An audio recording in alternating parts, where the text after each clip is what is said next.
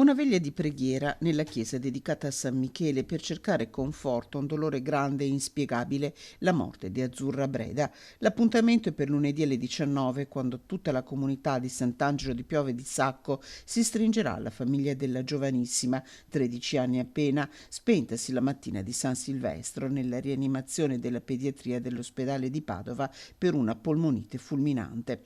Un decorso rapidissimo che non le ha lasciato scampo.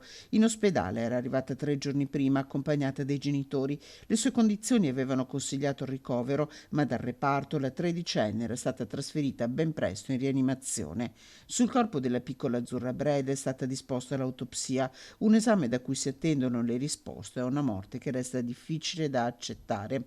Amava la musica, amava la danza Azzurra. Con i genitori e la sorellina frequentava la parrocchia e tutti la conoscevano.